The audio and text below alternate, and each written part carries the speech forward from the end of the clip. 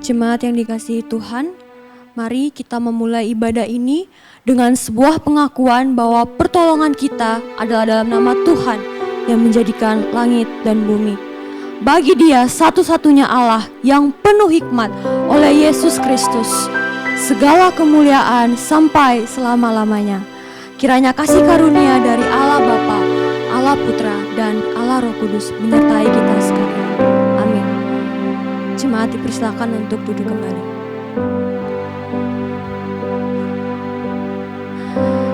Saudara, mari kita sama-sama di pagi hari ini kita memuliakan, kita meninggikan Allah kita. Kita tahu bahwa Allah kita adalah Allah yang besar, Allah yang berkuasa atas segalanya.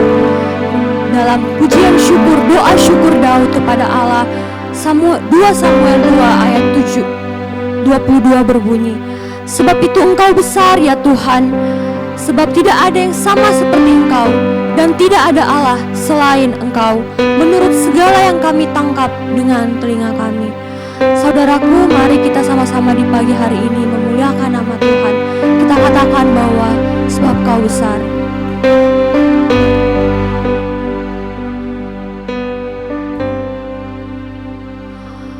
Ku beri kemuliaan dan hormat, ku angkat suara pujian, ku agungkan nama-Mu, ku beri kemuliaan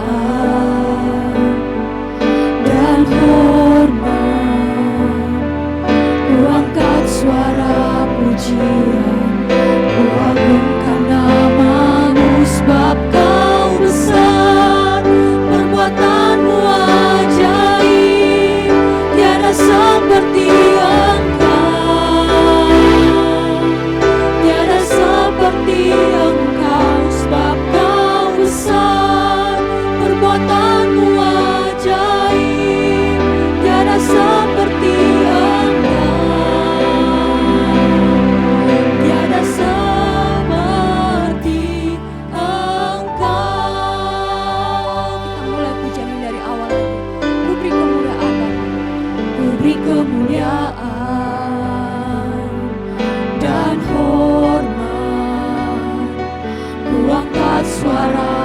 pujian, ku agungkan nama-Mu, ku beri kemuliaan dan hormat. Ku angkat suara pujian, ku agungkan nama-Mu, sebab Kau besar, perbuatan-Mu ajaib, tiada seperti Engkau,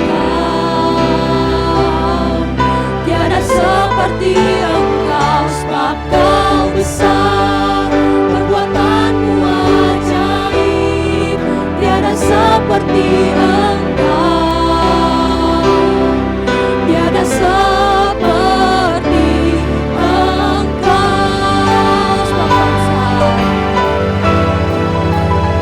sebab Kau besar, perbuatan-Mu ajaib, tiada seperti Engkau, tiada seperti Engkau, sebab Kau besar, perbuatan-Mu ajaib, tiada seperti Engkau, tiada seperti Engkau, tiada seperti Engkau, tiada seperti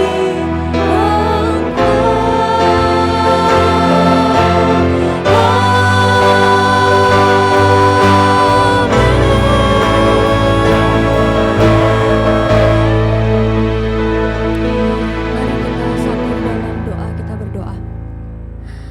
Ya Bapa kami bersyukur Tuhan untuk kasih setia Tuhan yang tidak pernah berkesudahan dalam kehidupan kami.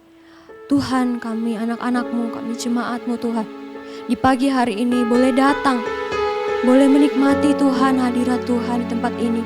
Kami boleh bersekutu bersama-sama, beribadah di tempat ini.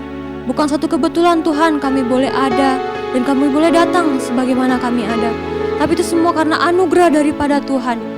Kami bersyukur Tuhan untuk kasih setia dalam kehidupan kami. Namun kami juga mengakui Tuhan bahwa kadangkala kami sebagai manusia yang celaka Tuhan, kami tidak luput daripada dosa. Kami datang Tuhan di hari ini dengan kerendahan hati kami. Kami mengaku dosa-dosa kami Tuhan.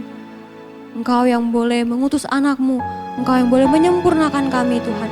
Dan kami bersyukur Tuhan untuk setiap anugerah dan kasih setia-Mu yang Engkau berikan kepada kami. Tuhan, layakkan kami untuk beribadah di pagi hari ini, untuk memuji dan memuliakan nama-Mu. Engkau saja Tuhan yang menuntun kami dari awal, pertengahan hingga akhirnya. Di dalam nama Tuhan Yesus Kristus kami berdoa. Amin. Saya undang Bapak Ibu sekalian untuk bangkit berdiri. Mari kita bersama-sama dengan segala jemaat dan di segala tempat dan segala abad kita mengikrarkan pengakuan iman rasuli yang berbunyi demikian. Pengakuan iman rasuli. Aku percaya kepada Allah, Bapa yang Maha Kuasa, Khalik langit dan bumi, dan kepada Yesus Kristus, Anaknya yang tunggal, Tuhan kita, yang dikandung dari Roh Kudus, lahir dari anak darah Maria, yang menderita sengsara di bawah pemerintahan Pontius Pilatus, disalibkan, mati dan kuburkan, turun ke dalam kerajaan maut. Pada hari yang ketiga, bangkit pula dari antara orang mati, naik ke sorga, duduk sebelah kanan Allah, Bapa yang Maha Kuasa. Dan dari sana Ia akan datang untuk menghakimi orang yang hidup dan yang mati. Aku percaya kepada Roh Kudus, gereja yang kudus dan am, persekutuan orang kudus, pengampunan dosa, kebangkitan tubuh, dan hidup yang kekal. Amin. Mari masih dengan tetap bangkit berdiri, kita sama-sama pujikan Allah kita, Allah yang sungguh besar, Allah yang boleh kita cintai, Allah yang boleh kita kasihi dan kita temui setiap harinya. Kita naikkan pujian King of Majesty sambil bertepuk tangan dengan semangat.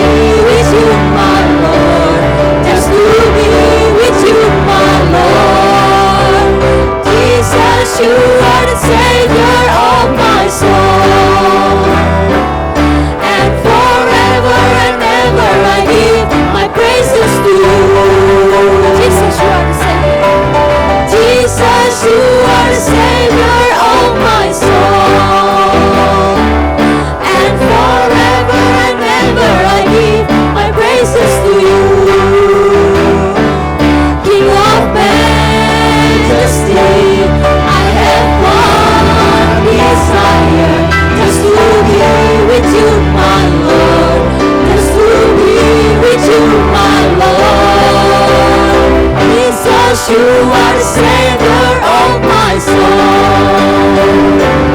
And forever and ever I give my praises to you. Jesus, you are the Savior of my soul. And forever and ever I give my praises to you. And forever and ever I give my praises to you. And forever and ever. And forever and ever I give my praises to you.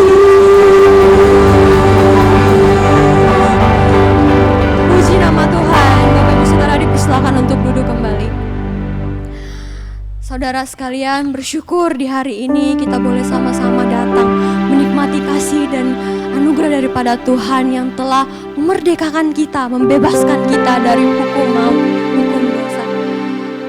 Saya harap kita semua boleh setiap hari mensyukuri satu hal ini saja, bahwa Tuhan sudah datang dan menyelamatkan kita. Itu semua karena kasih dan anugerahnya. Mari saya ajak kita untuk membacakan satu ayat dari Roma pasalnya yang ke-8, ayat yang ke-35, boleh ditampilkan di layar. Roma 8 ayat 35, saya ajak kita semuanya gitu ya, untuk boleh membacakan ayat ini dengan sungguh-sungguh.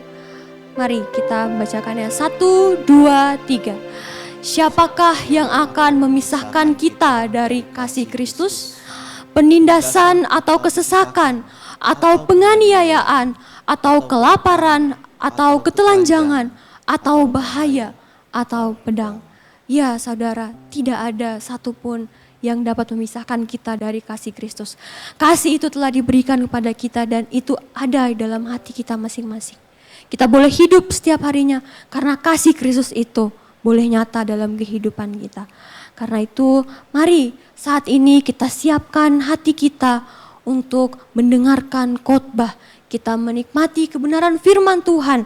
Kita akan mendengarkan khotbah yang akan disampaikan oleh hambanya, Pendeta Michael Teng. Dan kiranya lewat pujian ini menikmati kasih Tuhan, kita boleh terus merasa bebas, merasa merdeka atas dosa. Karena kasih itu telah nyata dan kasih yang kekal daripada Tuhan Yesus Kristus itu telah kita terima. Mari kita sama-sama naikkan pujian, menikmati kasih. Saat indah kita diam di hadapan Tuhan. Saat indah ku berhadapan denganmu, memandang wajahmu, Yesus kekasih jiwaku.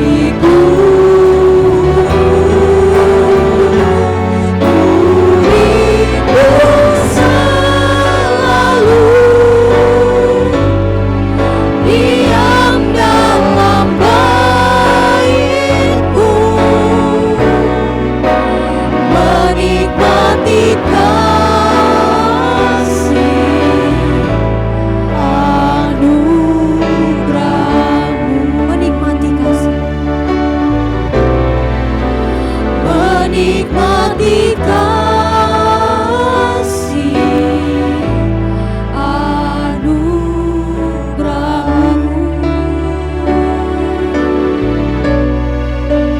menikmati kasih anugerah-Mu.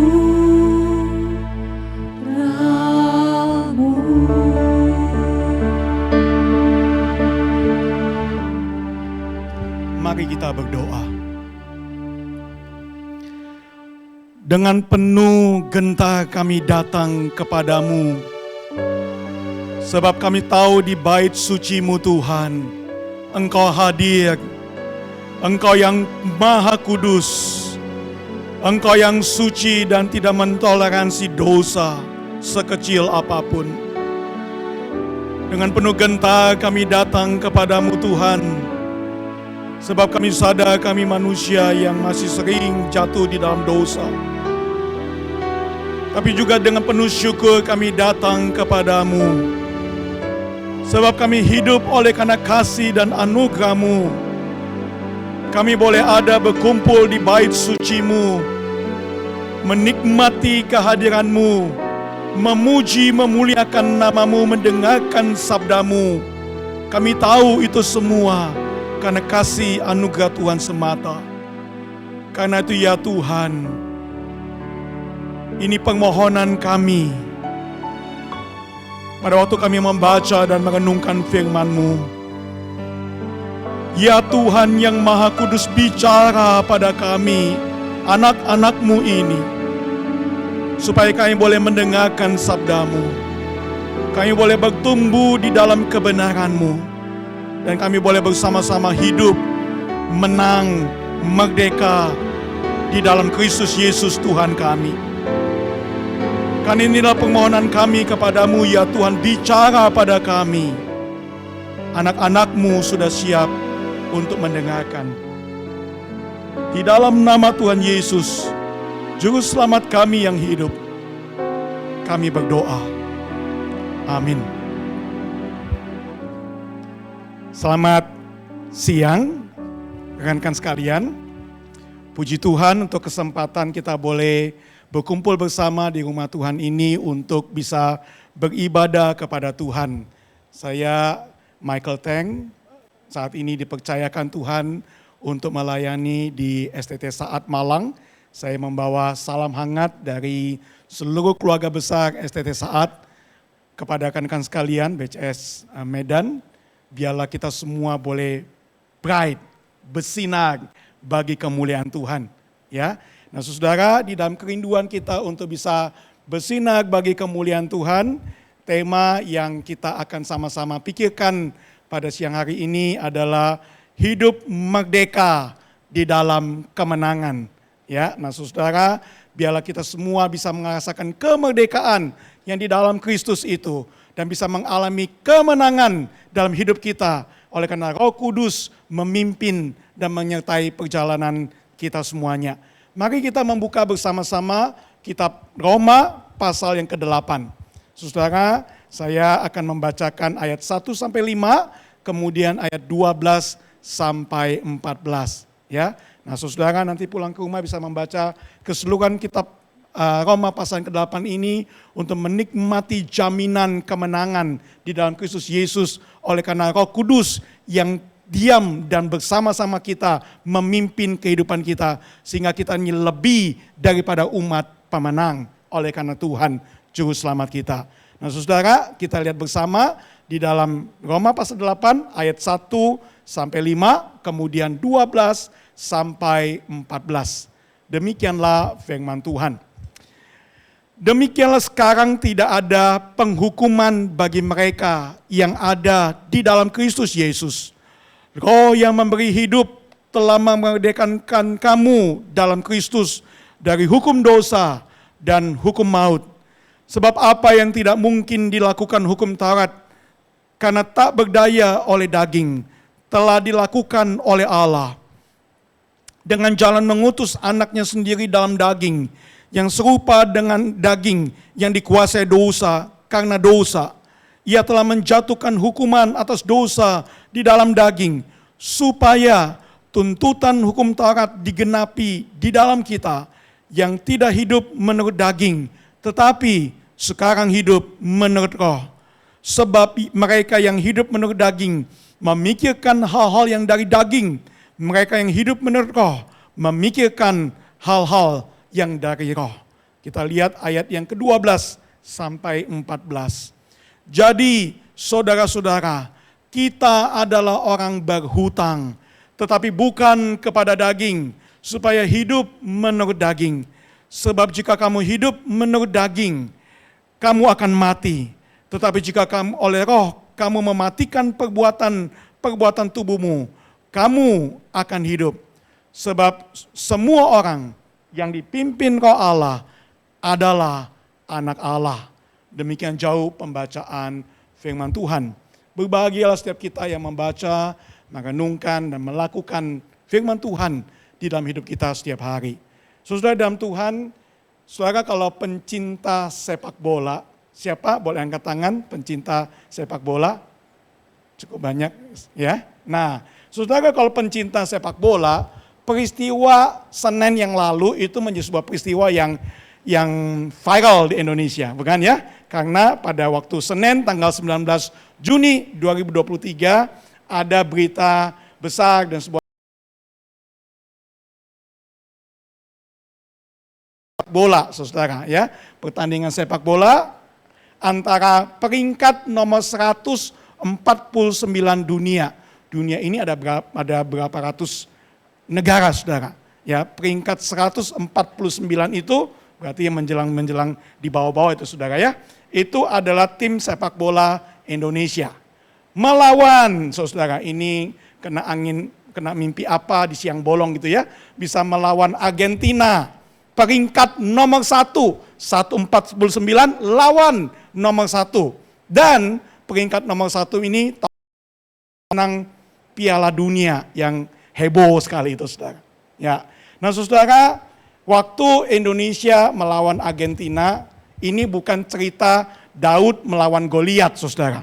Ya, karena kalau cerita Daud lawan Goliat, siapa menang? Si Daud, si kecil. Indonesia menang lawan Argentina, itu bisa jadi berita besar akbar seluruh dunia gitu ya. Enggak terjadi, saudara ya.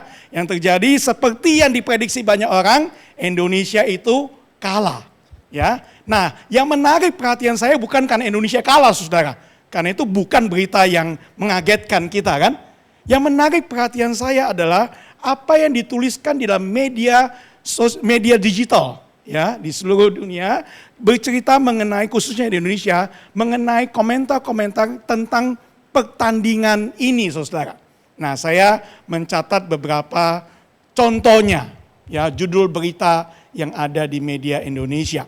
Ya, di sana dikatakan pertama, hasil Indonesia versus Argentina 0-2. Garuda melawan sang juara dunia, of course atuh menang gitu ya. Nah, yang kedua, membanggakan timnas Indonesia dapat pujian media Vietnam, ikut-ikutan cawe-cawe, saudara ya, memberitahukan tentang kemenangan Argentina. Tapi usai cuma kalah 0-2 lawan Argentina. Cuma, saudara. Ya, jadi sebenarnya bayangannya ini bisa puluhan gol kalau mau. Cuma kalah 2 itu dapat pujian. Presiden Jokowi juga ikut-ikutan komentar. Ya, Indonesia versus Argentina. Presiden Jokowi hanya kebobolan 2. Hanya, saudara. Kebobolan 2. Luar biasa. Ya, luar biasa bukan Argentinanya, Garudanya yang luar biasa. Cuma 2 kalahnya. Nah, saudara, ini kalah tapi bangga. Ya. Ini sadar diri tidak mungkin menang. Kebobolan 2 itu sudah bagus banget. Ya, puji Tuhan gitu ya, saudara ya. Kalau kita ya, perjuangan mati-matian sepanjang 2 kali 45 menit itu berbuahkan hasil. Kalah sih, tetapi luar biasa. Cuma 2 yang kebobolan. Nah, saudara, waktu saya merenungkan pikiran ini sambil mempersiapkan khotbah ini, saudara, yang bicara tentang kemerdekaan dan kemenangan atas dosa, saya kemudian coba nyambungin saudara, antara peristiwa Indonesia lawan Argentina ini dengan peristiwa antara saya sebagai orang Kristen melawan dosa di dalam kehidupan saya. Nah saudara, kalau pertandingan Indonesia lawan Argentina, sekarang kita coba masuk kepada apa yang kita mau bicarakan. Kalau pertandingan Indonesia lawan Argentina, kita ganti pemainnya. Ya, ini bukan pemain dua ini saudara, tetapi yang kita ganti adalah satu adalah orang Kristen, saya dan saudara, yang satu lawan kita adalah dosa. Ya, jadi salah satunya adalah orang Kristen, saya dan saudara, lawan dosa. Kira-kira saudara, secara jujur di hadapan Tuhan yang Maha Tahu, ya, saudara akan menempatkan diri sebagai pihak Indonesia atau pihak Argentina. Kalau salah satunya Indonesia lawan Argentina, kita ganti. Pemainnya adalah orang Kristen versus dosa. Orang Kristen itu Indonesia atau Argentina? Ayo ngaku. Lebih sering kalah mana? Saya, saudara, orang Kristen atau dosa? Ayo. Jangan-jangan saudara bayangan yang muncul, kalau mau jujur di hadapan Tuhan, kita akan mengatakan, ya pengennya saya ini yang Argentina, dosa itu yang Indonesia, jadi dia sering kalah, gua pasti menang. Tapi kenyataannya yang terjadi kok saya yang sering kalah ya? Kok sepertinya yang terjadi saya ini yang Indonesia, saya yang sering kalah melawan dosa karena dosa itu begitu luar biasa, begitu hebat dan kemudian membuat saya selalu dalam posisi kalah. Saudara, barusan saya mendengarkan kisah seorang pemuda. Saya tidak dengarkan langsung, saya mendengarkan dari rekan yang kemudian mendengarkan pemuda ini. Pemuda ini saudara aktif dalam pelayanan Kristen. Dia aktif sekali dalam pelayanan Kristen. Dia adalah orang Kristen. Dia melayani dengan sibuk sekali dalam berbagai macam aktivitas Kristiani. Lalu kemudian dia berkata dengan entengnya kalimat ini saudara. Kan semua laki-laki pasti melakukan aktivitas pornografi dan kawan-kawannya. Ya.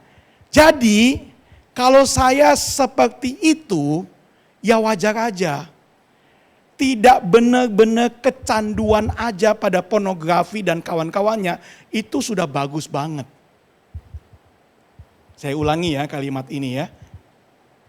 Laki-laki itu kan biasa banget dengan urusan pornografi dan kawan-kawannya. Nah saya ini laki-laki kata dia. Kalau laki-laki seperti yang lain, saya juga bergumul. Dan jadi seperti itu mah wajar banget. Tidak sampai kecanduan aja itu sudah bagus banget.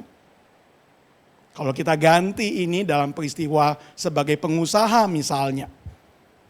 Kan sebagai pengusaha kalau hidupnya curang, culas, licik, dimakan atau memakan itu mah sudah biasa banget. Sampai saya nggak benar-benar makan sampai habis semua orang lain punya, itu sudah bagus banget. Apalagi saudara, pelajar misalnya. Ya, kan semua pelajar biasa nyontek mah itu sudah biasa. Nggak ada, saya lihat teman-temanku nggak pernah nyontek tuh. Ya, jadi kalau saya nyontek dikit-dikit aja, itu mah sudah bagus banget. Saudara, apa benar kisah hidup kita harus seperti itu? Apakah benar narasi kita ini adalah narasi kekalahan terhadap dosa, sehingga ketika kita berhadapan dengan cobaan-cobaan dosa itu, dengan godaan-godaan dosa itu, maka respons kita adalah sampai saya nggak benar-benar kecengkram habis sama dosa, itu mah sudah bagus banget.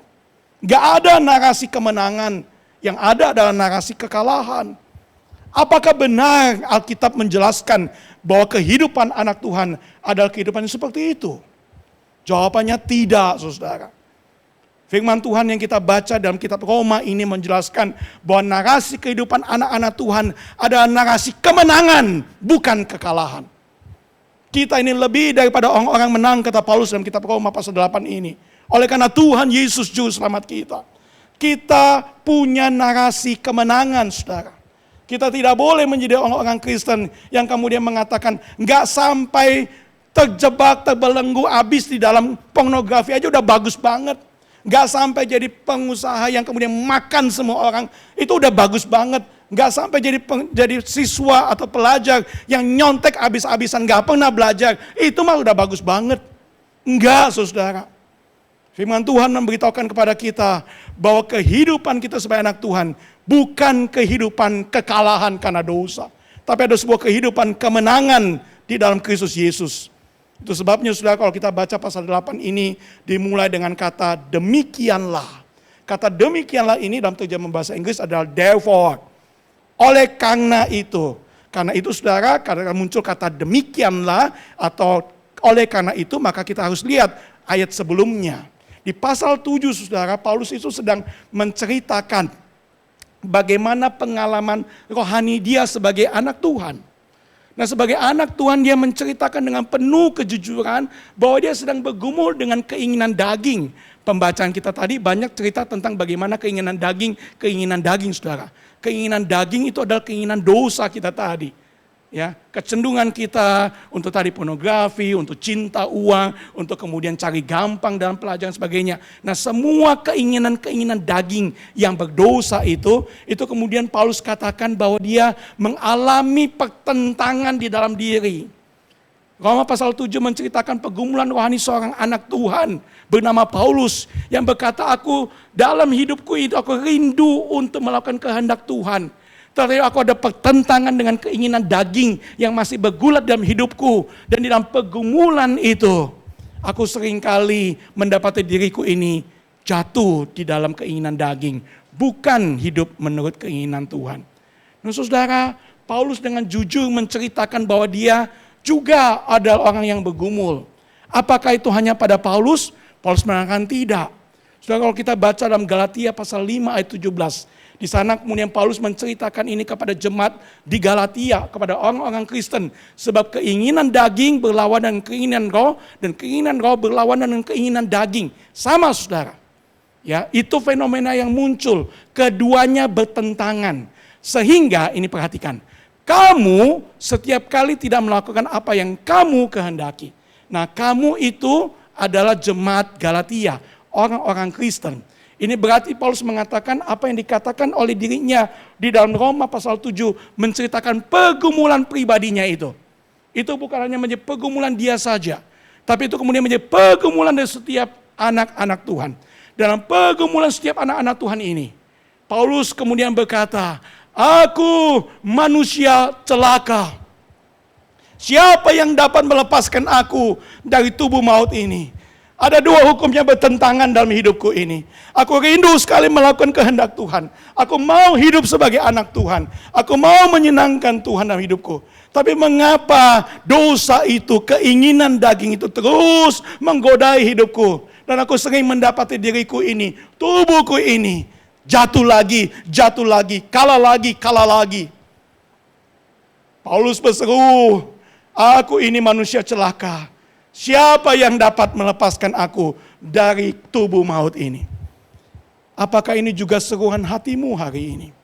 Apakah saudara juga bergumul dengan pertanyaan yang sama? Apakah saudara juga ingin mengatakan, Tuhan, siapa yang bisa melepaskan aku dari kebiasaan pornografi itu? Bagaimana aku bisa melepaskan diri dari keinginan untuk cinta pada uang itu? Bagaimana aku bisa melepaskan diri dari dosa-dosa yang membelenggu hidupku itu? Saudara, kalau ini adalah pergumulanmu juga, engkau tidak sendiri. Karena fakta pertama yang Alkitab dengan konsisten katakan adalah setiap orang Kristen masih bergumul dengan dosa. Saudara, ini faktanya. Kalau saudara sedang bergumul, saudara tidak sendirian. Karena Paulus bergumul, jemaat Galatia bergumul, jemaat Efesus bergumul. Setiap orang Kristen dari zaman ke zaman juga bergumul. Saya bergumul, saudara bergumul. Saudara, kita ada keinginan daging yang bertentangan dengan kehendak Tuhan yang sedang bekerja dalam hidup kita. Tetapi saudara, ketika kita berteriak kepada Tuhan seperti Paulus berteriak, siapa yang sanggup melepaskan aku dari tubuh celaka ini? Apakah itu sebuah narasi kekalahan? Apakah Paulus berhenti di sana? Tidak, saudara. Segera ia melanjutkan ayat itu. Jangan pernah titik di sana, saudara. Siapa yang bisa melepaskan dari tubuh celaka? Enggak ada, so be it.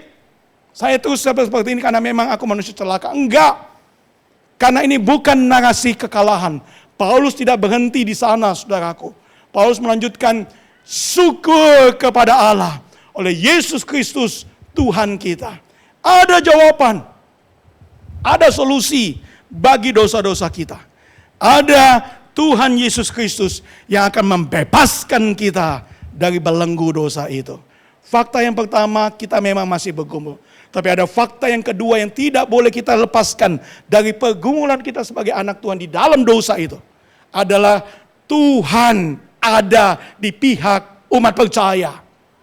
Dan di dalam kehidupan dipimpin oleh Roh Kudus itu. Orang Kristen harus ingat fakta yang kedua ini. Fakta pertama apa? Kita bergumul. Benar. Tapi fakta yang kedua, orang Kristen di dalam Kristus Yesus dengan pimpinan Roh Kudus yang diam di dalam hidup kita, yang berjalan bersama dengan kita, kita punya narasi kemenangan. Kita dapat dan kita harus bertumbuh di dalam kekudusan Tuhan. Saudaraku, kita tidak boleh kalah. Narasi kehidupan kita jangan terus-terusan tentang pornografi, dosa-dosa seksual ini dan itu. Narasi kehidupan kita tidak boleh hanya terus-terusan dengan cinta uang dan segala kehidupan yang dipenuhi dengan cinta uang yang menghasilkan begitu banyak hawa nafsu yang mencengkram kehidupan kita. Kehidupan kita tidak boleh dikalahkan oleh dosa-dosa kita. Kemarahan, dendam, kepahitan, perselisihan, konflik, tidak, saudara. Tuhan mengatakan kita perlu dibebaskan. Dan Tuhan mau kita bertumbuh. Dan Tuhan memberikan kepada kita sebuah kepekaan. Roh Kudus itu diberikan kepada kita. Supaya kemudian ia bekerja dalam hidup kita. Di dalam hati kita. Untuk membangun kepekaan dalam hidup kita. Supaya kita walaupun masih bergumul dengan dosa. Kita semakin peka akan dosa. Dan semakin rindu untuk menang atas dosa. John Calvin, saudara. Ya, tokoh reformator gereja. Yang mengatakan kalimat yang baik sekali. Orang yang kudus, ya, bukanlah orang yang tidak dapat lagi berbuat dosa. Enggak, saudara. Enggak ada di antara kita yang tidak berbuat dosa lagi, bukan? Setelah percaya pada Tuhan Yesus. Kita masih bergumul, bukan? Itu fakta pertama. Ya. Dan kita tidak jadi orang kudus oleh karena kita tidak lagi berdosa, saudara. Tidak. Tetapi orang kudus adalah orang yang makin memiliki kepekaan terhadap dosa-dosanya sendiri. Ia makin sensitif. Waktu Roh Kudus bekerja dalam diri dia. Waktu Roh Kudus mengingatkan hati nuraninya. You are wrong. Jalanmu salah. Kamu jangan lakukan itu. Itu mendukakan hati Tuhan. Itu mendukakan hati Roh Kudus. Jangan. Tapi itu kan cuma dosa kecil. John Calvin mengatakan, bahkan dosa-dosa yang terkecil sekalipun, ia peka, ia sensitif. Hatinya tidak mati rasa, tidak tebal, tidak kapalan bahasa orang Jawa, saudara. Ya, hatinya itu sensitif. Ia sadar bahwa Tuhan tidak senang. Tuhan menggelisahkan dia. Ia peka atas dosa-dosanya, berduka atas dosa-dosa itu. Dia ingin mengalami kemenangan. Ia akan selalu berseru kepada Tuhan, lihatlah hidupku ini. Seperti Paulus berkata, aku Tuhan ingin melakukan kehendak-Mu. Tapi aku melihat hidupku ini di dalam dosa, melakukan kehendak dosa. Tuhan, aku harus bagaimana? Setiap anak Tuhan perlu terus punya hati yang seperti itu. Perlu terus ada pergumulan dan diri yang mengatakan, Tuhan, aku ingin menang, aku ingin menang. Jangan seperti anak pemuda tadi yang mengatakan, sudah tidak terjebak habis-habisan kecanduan pornografi aja udah bersyukur, udah bagus banget. Itu anak Tuhan. Itu orang Kristen yang sudah menebalkan hatinya. Yang sudah tidak peka lagi akan Roh Kudus yang sedang mengingatkan dia akan dosa. Orang yang kudus akan selalu berseru kepada Tuhan. Seperti Paulus berkata, Tuhan aku gelisah. Tuhan aku tidak nyaman. Aku sudah mendukakan Engkau. Aku ingin menang. Saudara, aku berdoa hari ini. Sebagai hamba Tuhan, sebagai orang Kristen yang juga bergumul dalam dosanya. Jangan berhenti bergumul. Jangan berhenti untuk berseru pada Tuhan. Tuhan aku ingin menang. Aku ingin menang. Dan kalau saudara ingin menang, firman Tuhan memberikan kepada kita 2 jaminan. Tadi ada 2 fakta. Kita orang Kristen masih bergumul dalam dosa. Kita orang Kristen bisa dan harus menang atas dosa. Dan itu bukan karena kekuatan kita. Bukan karena kehebatan kita. Tetapi ada jaminan dari Tuhan. Roma pasal 8 dimulai dengan 2 jaminan indah yang daripada Tuhan. Jaminan yang dikatakan tidak ada lagi penghukuman. Dan tidak ada lagi perbudakan. Apa itu saudara? Tidak ada lagi penghukuman. Dan tidak ada lagi perbudakan. Saudara, kita bisa menang bukan oleh karena kekuatan kita. Kalau engkau berseru pada Tuhan, minta tolong pada Tuhan, Tuhan akan menolongmu sebab dia akan memberikan kepada 2 jaminan kemenangan. Dan 2 jaminan kemenangan itu dimulai di pasal yang ayat pertama ini. Tidak ada lagi penghukuman di dalam bagi mereka yang ada di dalam Kristus Yesus Tuhan itu. Saudara, di dalam Tuhan tidak ada lagi penghukuman. Jaminan daripada Tuhan sendiri. Saudara, kata penghukuman ini itu menggunakan kata Yunani yang biasa digunakan untuk orang yang berhutang. Dan karena dia punya hutang, ia harus bayar hutangnya. Tetapi sebagai orang yang berhutang, ia tidak mampu bayar hutangnya. Ya, hutangnya begitu besar dan dia tidak punya kemampuan untuk bayar hutangnya. Sehingga orang yang punya dosa begitu besar, hutangnya begitu besar tapi tidak mampu bayar, ia harus dihukum. Ia pasti dihukum. Yang tidak akan luput dari hukuman. Dan dia tidak punya daya, dia tidak punya pengharapan untuk bisa menang, untuk bisa melunaskan hukuman itu. Karena dia tidak bisa lunaskan hutangnya. Tapi saudara, satu situasi muncul yang berbeda. Tiba-tiba hutangnya lunas. Dan kenapa bisa lunas? Bukan karena dia bisa bayar. Tetapi ada yang bayarin saudara. Ayat 3 berkata Allah itu mengutus anaknya yang tunggal. Untuk menjadi seperti daging, menjadi manusia. Tapi tanpa dosa. Untuk kemudian menggantikan kita menerima hukuman dosa itu. Hutang dosa yang kita tidak bisa bayar itu. Sekarang ditanggung di kayu salib oleh Yesus Tuhan. Dan kemudian dia menanggung dosa itu, mengambil semua beban dosa, hutang dosa itu. Sehingga kita yang berdosa, yang berhutang ini, sekarang ditemukan Tuhan tidak lagi ada hutang. Dan karena kita tidak ada lagi hutang, kita ini tidak lagi dihukum. Secara status kita sudah menjadi orang yang benar, dibenarkan oleh Tuhan. Tidak ada lagi penghukuman bagi anak Tuhan. Saudara, ini jaminan yang indah sekali bagi kita. Kalau kita sedang bergumul, Tuhan saya bisa menang gak? Saya bisa menang gak atas dosa-dosaku itu? Firman Tuhan akan segera memberitahukan kepada kita sekalian. Jangan khawatir. Aku tahu engkau orang yang punya hutang dosa. Tapi aku sudah selamatkan engkau. Aku sudah gantikan, aku sudah bayar hutang dosa itu lunas. Aku tidak menemukan lagi engkau sebagai orang yang berhutang dosa. Dan karena itu, don't worry, be happy. Engkau anak-anakku. Aku tidak akan menghukum engkau lagi. Dan saudara, kita tentu harus bersyukur. Sebab Tuhan tidak akan menghukum kita lagi. Kita akan bersama-sama dengan Tuhan. Ya, menikmati perjalanan hidup bersama dengan Tuhan. Tetapi perjalanan hidup bersama Tuhan tidak hanya berhenti dengan kita petantang-petenteng masuk surga dan mengatakan saya sudah diselamatkan oleh Tuhan, saya sudah dibenarkan oleh Tuhan. Kenapa saudara? Karena jaminan yang kedua bukan hanya tentang kita ini sudah dibenarkan Tuhan, sudah diselamatkan Tuhan, tidak lagi dihukum Tuhan. Tapi jaminan yang kedua yang muncul adalah tidak lagi ada perbudakan dosa di dalam kehidupan kita setiap hari. Ayat 2 berkata, Roh yang memberi hidup itu telah memerdekakan kamu dari hukum dosa. Saudara, ini bicara tentang proses dikuduskan Tuhan. Perjalanan hidup setiap hari. Kamu sudah diselamatkan Tuhan. Itu jaminan dari Tuhan. Sekali sudah dibenarkan Tuhan. Sekali sudah dilunaskan dosa-dosanya. Selamanya kita sudah diselamatkan oleh Tuhan. Tetapi saudara, sebagai anak Tuhan yang sudah diselamatkan, sekarang Tuhan mengatakan, aku akan memberikan kepadamu Roh Kudus yang akan memimpin hidupmu, yang akan menolong jalan-jalanmu, supaya engkau bisa benar-benar mengalami pembebasan, kemenangan dari dosa setiap hari.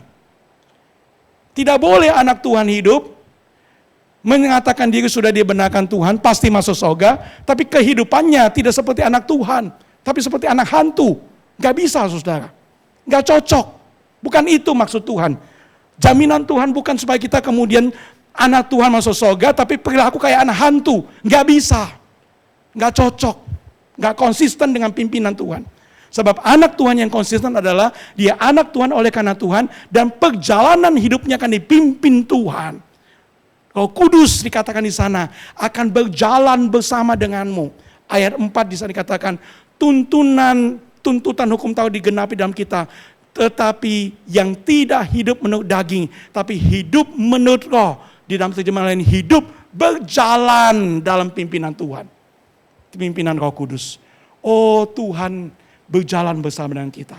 Roh Kudus, kata firman Tuhan ini, diutus untuk apa? Supaya kita bukan hanya menang atas dosa di kayu salib sudah diselamatkan, tapi supaya kita bisa menikmati perjalanan bersama dengan Roh Kudus. Perjalanan bersama dengan Roh Kudus untuk membuat saya dan saudara bisa dibebaskan dari perilaku berdosa hari-hari. Kita bisa menang atas pornografi, amin. Kita bisa menang atas cinta uang, amin. Kita bisa menang atas perilaku-perilaku kebencian, kedendam, kepahitan, kemarahan. Kita bisa menang. Saya ingat saudara, pada waktu saya masih remaja, kami hidup dalam keluarga dan kami hidup dalam sebuah masyarakat. Saya orang Makassar. Orang Makassar itu suka sekali mengucapkan kalimat-kalimat yang penuh dengan kata-kata binatang dan macam-macam. Ya, bahasa kita adalah omong kotor, saudara. Perkataan-perkataan yang kotor itu keluar. Dan itu menjadi sebuah kebiasaan. Saya hidup sebagai anak remaja yang punya kebiasaan seperti itu. Teman-teman saya hidup dengan kebiasaan seperti itu. Saya ingat waktu itu saya adalah ketua remaja. Tapi mulut saya banyak kali mengucapkan bukan hanya tentang firman Tuhan, berdoa kepada Tuhan, tapi juga mengucapkan kata-kata itu. Lalu kemudian firman Tuhan mengajar kepada kami sebuah kebaktian remaja. Jangan ada perkataan kotor keluar dari mulutmu. Oh, kemudian kami sadar bahwa kami sudah mendukakan Tuhan. Karena kami sudah munculkan kata-kata kotor demi kebiasaan kami. Dan saudara, kami bergumul, kami berdoa, dalam KTB kami kemudian saling mengingatkan satu lain. Sampai kemudian beberapa waktu setelah kami bergumul bersama, setiap kali ada yang omong kotor keluar, teman dengar langsung kasih begini mulutnya. Hati-hati, janjian, ya, nggak dikenceng-kencengin, bukan ditampar, nanti berkelahi kita kan, dikasih gini, hati-hati mulutmu. Ya, kita mau jadi anak Tuhan yang sungguh-sungguh menang atas perkataan kotor. Oh, bersyukur pada Tuhan, kami kelompok KTB itu bersama-sama mengalami kemenangan. Sejak itu kami tidak keluarkan lagi kata kotor-kotor. Dan sejak itu ketika mau keluar kata itu, hati kami peka, ini enggak boleh. Roh Kudus mengingatkan kami, enggak boleh. Dan kemudian itu membuat kami bisa menang dan tidak lagi punya kebiasaan mengucapkan kata-kata kotor itu. Saudara, kita bisa menang karena Roh Kudus dijanjikan akan berjalan bersama dengan kita. Ia akan memimpin perjalanan kita. Ia akan menolong dan memberi kuasa kepada kita. Supaya kita bisa hidup sesuai dengan kehendak Tuhan. Tapi mungkin saudara berkata, bagaimana saya mengalami hidup bersama dengan Tuhan seperti itu? Saya kok masih sering jatuh dalam dosa. Nah saudara, ini ada satu prinsip penting yang saudara perlu ingat di dalam ibadah kita ini. Kalau saudara ingin hidup berjalan dengan Roh Kudus, keselamatan dari Tuhan. Kayu salib itu, Yesus tergantung di sana untuk menebus dosa-dosamu. Itu semua karya Tuhan, enggak ada bagian kita. Tetapi bicara tentang dikuduskan, menang di dalam Roh Kudus, itu ada bagian kita. Saudara, dalam Galatia pasal 5 ayat 18 ada suatu prinsip yang penting. jikalau kamu memberi diri dipimpin oleh Roh, maka kamu tidak akan hidup di bawah hukum Taurat. Kalimat ini penting, saudara. Kalau engkau ingin alami kemerdekaan, menang atas dosa hari-hari, ada satu tindakan aktif yang kita anak Tuhan harus lakukan.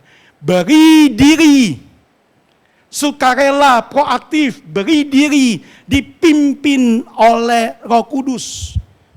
Perjalanan kehidupan dalam kesucian dan kekudusan itu tidak otomatis, saudara. Tuhan menjanjikan akan memberikan kepada kita kemenangan. Tuhan memberikan Roh Kudus kepada kita untuk memimpin dan menuntun perjalanan kita side by side dengan kita supaya kita bisa menang. Itu jaminan Tuhan. Tetapi Tuhan meminta kepada setiap anak Tuhan yang mau mengalami kemenangan, beri diri untuk dipimpin oleh Tuhan. Bersedia untuk mendengarkan suara Tuhan. Saudara, itu seperti dua sayap. Kalau saudara ingin mengalami kehidupan menang atas dosa, itu perlu dua sayap untuk terbang. Satu sayap adalah sayap Roh Kudus yang pasti akan memampukan kau. Tapi satu sayap lagi adalah keinginanmu untuk kemudian memberi diri mengikuti jalan Tuhan, pikiran dan kehendak Tuhan ini. Saudara, bagaimana caranya kita memberi diri untuk dipimpin oleh Tuhan? Secara singkat, ada dua hal. Tadi ada dua fakta. Kita orang Kristen bisa berdosa. Kita orang Kristen dapat menang atas dosa. Ada dua jaminan. Tidak ada lagi penghukuman. Dan tidak ada lagi perbudakan dosa. Dan ada dua jalan untuk kita benar-benar bisa mengalami hidup yang dipimpin oleh Roh Kudus. Yang pertama, saudara, firman Tuhan mengatakan pada ayat yang ke-5. Mereka yang hidup menurut Roh memikirkan hal-hal yang dari Roh Tuhan. Saudara, apa yang engkau pikirkan di dalam hidupmu? Apa yang memenuhi pikiranmu hari ini? Apakah engkau memikirkan apa yang dipikirkan oleh Roh Kudus? Terjemahan bahasa Inggris mengatakan set the mind on the spirit. Pikiran itu harus difokuskan, memikirkan apa yang menjadi pikirannya Tuhan. Saudara, Roh Kudus akan memimpin kita pada pikiran apa? Kalau kita baca ayat-ayat ini, saudara, Roh Kudus itu mengingatkan kita pada kasih dan anugerah Tuhan Yesus di kayu salib itu. Roh Kudus selalu akan membawa kita kepada kasih Allah, pada anugerah Allah, kepada kebaikan Allah yang sudah menyelamatkan kita. Kita dulu orang berdosa, kita dulu orang yang harus binasa oleh karena muka Allah. Kita dulu antri dalam antrian kebinasaan. Tetapi Roh Kudus mengingatkan kita sekarang bukan. Sekarang kita ini sudah diselamatkan. Sekarang kita sedang antri dalam antrian kemuliaan. Oleh karena anugerah Tuhan, oleh karena sayangnya Tuhan, oleh karena kasih Tuhan. Itu sebabnya kemudian dalam Roma pasal 8 ayat 12, Paulus berkata, kita ini saudara-saudara adalah orang berhutang kepada Allah. Saudara, saudara ingin mengalami kemenangan di dalam pimpinan Roh Tuhan, untuk kemudian kita bisa memiliki kisah kemenangan atas dosa kita. Jangan pernah lupakan kasih Allah. Jangan pernah lupakan tentang anugerah Allah di dalam hidup kita. Jangan pernah menjadi orang Kristen yang melupakan bahwa saya ini orang yang sudah ditebus oleh Tuhan. Dan saya ini orang berhutang kepada anugerah Tuhan. Jangan pernah lupakan itu. Selalu berkata, Tuhan terima kasih. Kalau saya boleh ada sebagaimana saya ada hari ini. Itu bukan karena hebat saya. Bukan karena perjuangan saya, bukan karena kepintaran saya. Orang pintar, orang hebat, ujung-ujungnya 2 kali 1. Dan kemudian kebinasan kekal, bukan? Tapi Roh Kudus mengingatkan kita ada Tuhan Yesus. Yang karena kasihnya begitu besar, anugerahnya begitu luas. Sudah menebus dosa-dosa kita. Menjadikan kita anak-anak Tuhan. Saudaraku, kita sudah ditebus Tuhan. Aku sungguh berhutang kepada Tuhan. Saudara, apa yang kau penuhi pikiranmu hari ini? Waktu engkau datang dalam rumah Tuhan ini, waktu engkau hidup di dalam perjalanan hidupmu, apa yang memenuhi pikiranmu? Apakah engkau memikirkan kasih Tuhan? Apakah engkau selalu mengatakan, Tuhan terima kasih, aku orang berhutang pada kasih Tuhan? Saudara, waktu saya mempelajari dan memikirkan teks ini, saya ingat sebuah lagu yang indah. Ingat kasihnya ingat kebaikannya dan anugerahnya, selamatkanku. Ku takkan lupa kasihnya, ku takkan lupa anugerahnya. Masih itu jadi hati kita? Masih itu menjadi lagu dalam hidup kita, saudaraku? Masih engkau menyanyikan dengan penuh syukur sampai air matamu kadang-kadang keluar?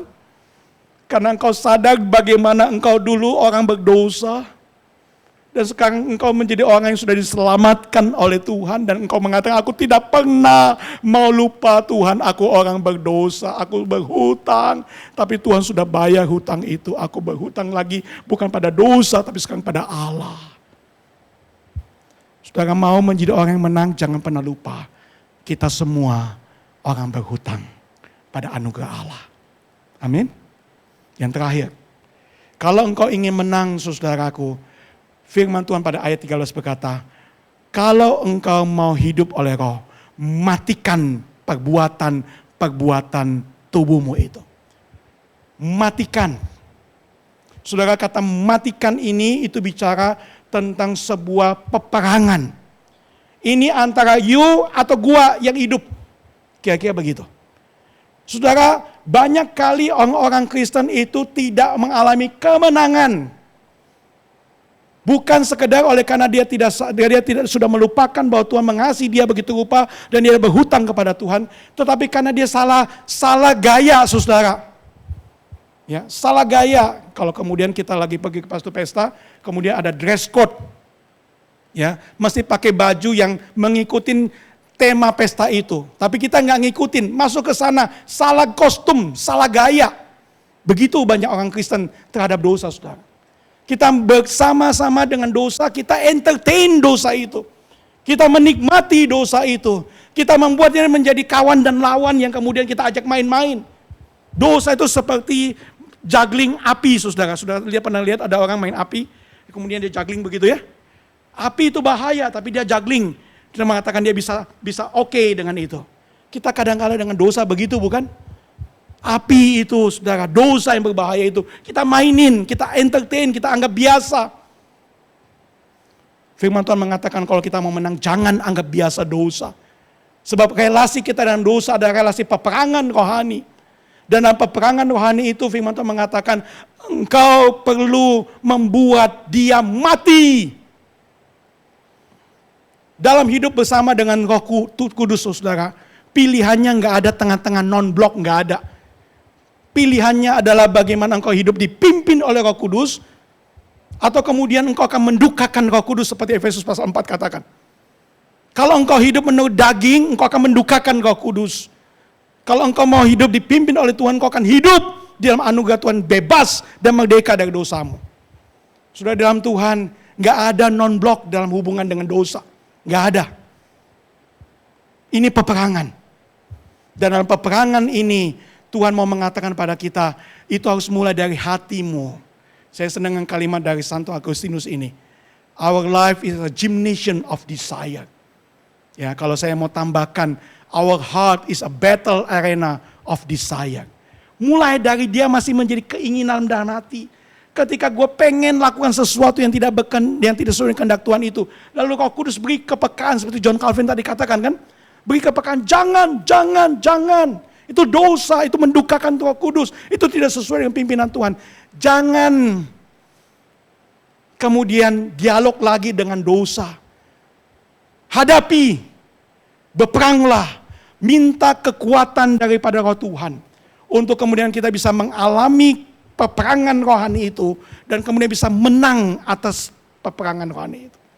Saudara, anak Tuhan adalah anak Tuhan ketika dia sungguh-sungguh bersedia untuk berperang melawan dosa. Roh Kudus sudah ingatkan kita semuanya. Kamu anak Tuhan. Kamu anak Tuhan. Jangan hidup seperti anak hantu. Pada waktu Roh Kudus mengingatkan kita seperti itu. Saudara, maukah kita bilang kepada diri sendiri, Aku ini anak Tuhan. Aku mau berperang melawan dosaku. Aku mau sungguh-sungguh hidup mengasihi Tuhan. Makin cinta Tuhan, makin benci dosa. Tuhan, saya mau menyenangkan hati-Mu. Saya tidak mau jadi anak Tuhan yang mendukakan hati Tuhan. Saudara ingin menang terhadap dosa, dua hal engkau ingat. Satu, selalu ingat engkau dan saya adalah orang yang berhutang pada Tuhan. Yang kedua, engkau dan saya harus selalu ingat, kita ini anak Tuhan. Anak Tuhan. Kalau kita mau bicara tentang bagaimana kita diadopsi oleh Tuhan. Bagaimana kita yang seharusnya binasa ini. Yang seharusnya menjadi orang-orang yang pengemis yang tidak punya orang tua. Itu tuh. Tapi Tuhan sayang pada kita, angkat kita jadi anak. Kita yang budak angkat jadi anak. Diadopsi jadi anak.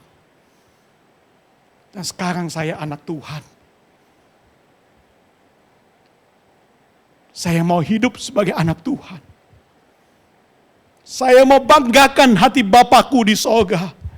Saya tidak mau buat Bapakku itu susah hatinya.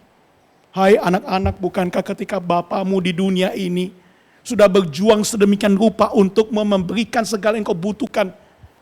Bukankah seorang anak yang baik akan berkata, Papa sudah berikan yang terbaik pada aku mau lakukan kehendaknya. Aku mau menyenangkan hatinya. Begitu bukan? Bapa di sorga memberikan segalanya bagi kita. Adakah kita jadi anak-anak Tuhan yang rindu menyenangkan hati Tuhan? Saya ingin tutup dengan sebuah nyanyian, saudara. Kalau benar kita anak Tuhan, maka menyanyilah bersama denganku. Tambah hari, tambah cinta Yesus. Tambah hari, tambah ku percaya. Tambah hari, tambah benci dosa. Tambah hari, tambah ku setia. Amin. Sama-sama. Tambah hari, tambah cinta Yesus. Ulang sama-sama. Ulang ya, 1, 2, 3. Tambah hari, tambah cinta Yesus. Tambah hari, ku percaya. Tambah hari, tambah benci dosa. Tambah benci dosa. Tambah hari, tambah ku setia. Biarlah saya dan saudara tambah hari, tambah cinta Yesus.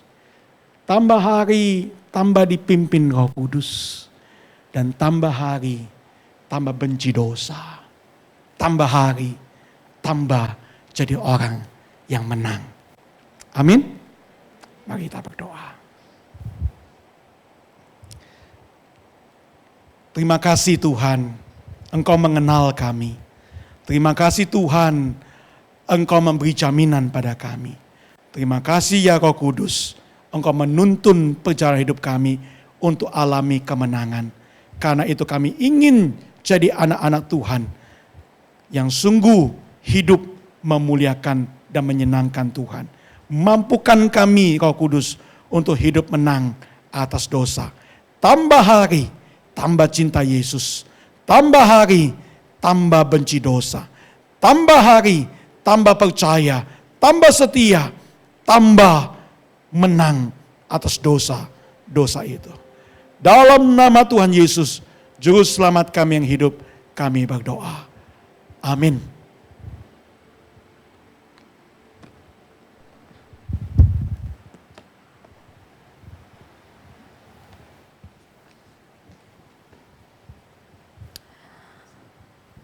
Iya, bersyukur untuk firman Tuhan yang boleh diberitakan kepada kita sekalian ya. Semoga dalam kehidupan kita semakin cinta Tuhan dan semakin membenci dosa. Bapak Ibu Saudara, sekarang kita akan sama-sama mengumpulkan persembahan syukur. Persembahan bisa dikumpulkan lewat transfer ke rekening gereja maupun lewat amplop ya, lalu dimasukkan di tempat yang sudah disediakan di depan. Oke, sama-sama mari kita pujikan Allah sanggup melakukan segala perkara dalam kehidupan kita. Mari kita katakan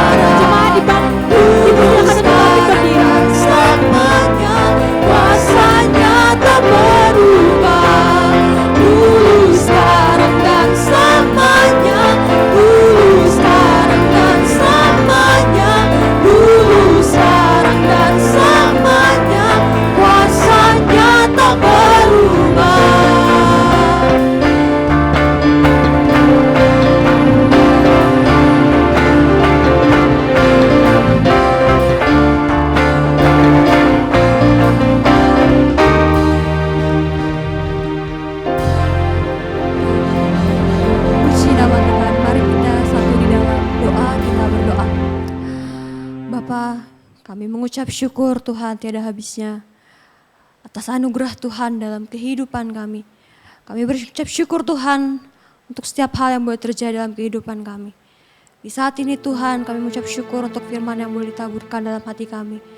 Kami juga bersyukur jika di saat ini kami boleh mengumpulkan persembahan syukur kami ke dalam rumah Tuhan.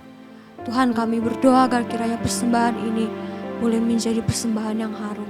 Boleh digunakan Tuhan dengan sebaik-baiknya oleh rumah Tuhan untuk memberkati banyak orang demi kemuliaan nama-Mu. Tuhan di saat ini kami juga ingin berdoa Tuhan untuk setiap kami pribadi lepas pribadi di tempat ini jemaat-jemaat Tuhan. Tuhan, jika ada di antara kami Tuhan yang sedang mengalami pergumulan hebat akan dosa, Tuhan, kami berseru kepada Tuhan, meminta pertolongan daripada Tuhan. Kami juga berdoa Tuhan, jika ada daripada kami bergumul dengan masalah kesehatan, kesulitan akan ekonomi, kesulitan akan hal-hal yang lain, Tuhan, Engkau jamah kami Tuhan. Engkau yang boleh menganugerahkan pertolongan kepada kami seturut dengan waktu yang Engkau kehendaki. Bapa kami yang di surga, kami juga mau berdoa Tuhan untuk acara youth camp yang akan diselenggarakan mulai hari ini. Tuhan, Engkau yang boleh berkati acara ini, kegiatan ini. Kiranya Tuhan, dalam kasih anugerah-Mu saja, anak-anak maupun para penata layan dan juga semua yang terlibat di dalamnya, panitia, boleh Engkau sentuh dengan kuasa daripada Roh-Mu. Tuhan, kiranya nanti sampai kami pulang, kami boleh mendapatkan suatu anugerah yang besar. Cinta Tuhan tidak akan kami lupakan. Terima kasih Tuhan untuk kesempatan di mana anak-anak muda ini boleh mengikut acara retreat, di mana mereka boleh connect, grow, impact di dalam kehidupan masa muda mereka. Tuhan, kami juga tidak lupa berdoa Tuhan untuk rumah sakit Murni Teguh di mana kami saat ini beribadah. Tuhan, kami mengucap syukur dan kami berdoa agar kiranya untuk pasien-pasien untuk boleh cepat dipulihkan Tuhan. Kami juga berdoa untuk pengobatan mereka, berdoa untuk segenap tenaga medis yang boleh ada melayani di tempat ini. Kami mendoakan setiap karyawan yang ada di tempat ini, sama-sama kiranya Tuhan Engkau berikan kesatuan hati, bekerja sama demi kemuliaan nama Tuhan. Tuhan, Allah kami yang hidup, kami juga tidak lupa untuk berdoa bagi gereja kami di CS Medan. Kiranya Tuhan, gereja ini boleh lebih lagi Tuhan Engkau tambahkan hikmat, kekuatan, sukacita untuk melayani Tuhan dan menjadi berkat bagi banyak orang. Itu dimulai Tuhan dari dalam diri kami sendiri sebagai anak-anak Tuhan. Bapa yang di sorga, kami tak lepas juga berdoa untuk bangsa dan negara kami, Indonesia di mana kami tinggal. Tuhan, mungkin ada banyak macam konflik, macam perselisihan atau ada macam banyak hal yang tidak kami ketahui. Tapi kami percaya Tuhan, kami berdoa untuk para pemerintah, bagi masyarakat Indonesia, agar kiranya Tuhan Engkau berikan satu kesatuan untuk terus hidup mensyukuri anugerah Tuhan dan boleh bekerja sama untuk menikmati kehidupan yang Engkau berikan di tanah ini, melayani Tuhan di tanah air kami tercinta. Terima kasih Tuhan untuk berkat dan anugerah-Mu dalam kehidupan setiap kami. Kiranya Tuhan lepas pulang dari sini, kami juga boleh terus menikmati kasih Tuhan, boleh terus bertumbuh dalam iman kami kepada Tuhan. Dan Tuhan yang kami sembah itu tidak akan pernah meninggalkan kami, sebagaimana janjinya selalu hidup di dalam setiap hati kami. Terima kasih Tuhan, hanya di dalam nama Tuhan Yesus Kristus kami berdoa dan mengucap syukur. Amin.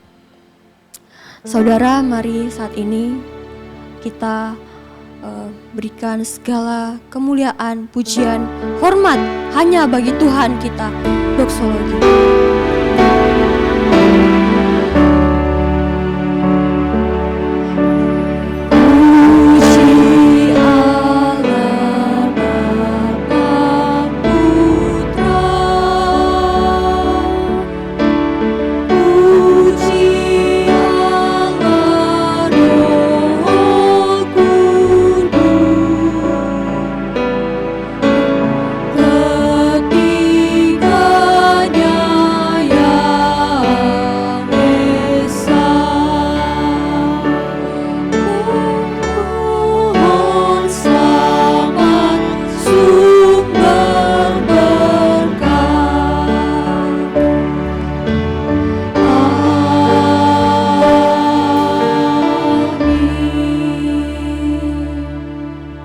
Jemaat yang dikasihi oleh Tuhan, pulanglah jadi anak-anak Tuhan yang menang, karena Tuhan sudah memerdekakan engkau dan karena Roh Kudus akan mendampingi hidupmu untuk engkau bisa hidup di dalam kekudusan Allah.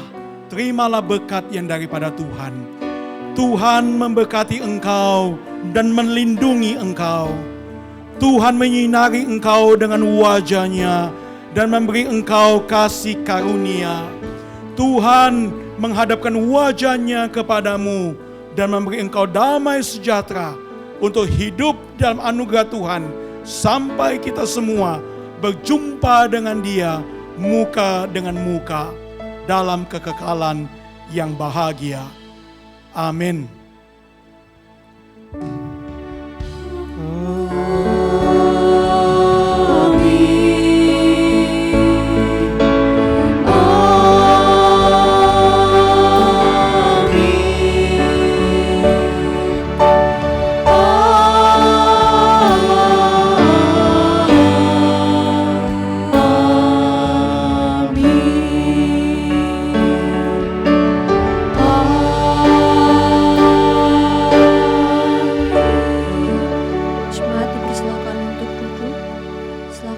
Saat teduh untuk pengumuman saya serahkan kepada Contoh Robin.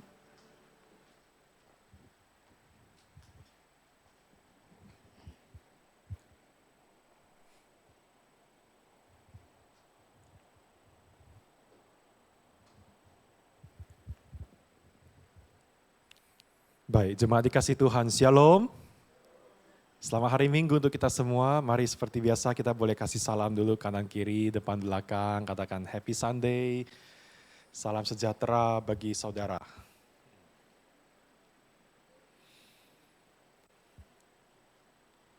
Ya. Baik, apakah ada di antara Bapak Ibu Saudara yang baru pertama kali hadir di dalam ibadah hari ini? Apakah ada? Jikalau ada, silakan saudara boleh bangkit berdiri karena kami rindu untuk menyambut saudara-saudara. Apakah ada yang baru pertama kali hadir? Alright, oke. Baik, saudara, sebelum saya menyampaikan beberapa warta, saya mewakili pengurus dan jemaat BCS Medan mengucapkan terima kasih kepada Pendeta Michael Teng yang telah menyampaikan firman Tuhan. Kiranya Tuhan yang terus menyertai pelayanan dan kehidupan dari Musa untuk kedepannya. Silakan ditayangkan warta. Oh, tidak ada ya. Oke. Saudara, kita masih tetap terus dalam membahas seri Roh Kudus ya, saudara, tema-tema ibadah kita di dalam beberapa minggu mendatang lagi. Kita masih terus membahas dari tema-tema seputar Roh Kudus. Kita akan belajar terus ya saudara, bagaimana kita hidup dipimpin oleh Roh Kudus, mengandalkan Roh Kudus, apa yang Roh Kudus kerjakan di dalam kehidupan setiap kita. Oleh karena itu saudara, mari kita boleh tetap datang beribadah, kita memiliki hati yang haus mau mencari Tuhan, hati yang haus mau mendengarkan firman Tuhan. Minggu depan yang khotbah adalah Pendeta Hendra G. Mulia yang melayani di SMC Saat, gitu ya, Saat Ministry Center yang akan datang ke tempat ini menyampaikan firman Tuhan kepada setiap kita. Jam 10.30 seperti biasa.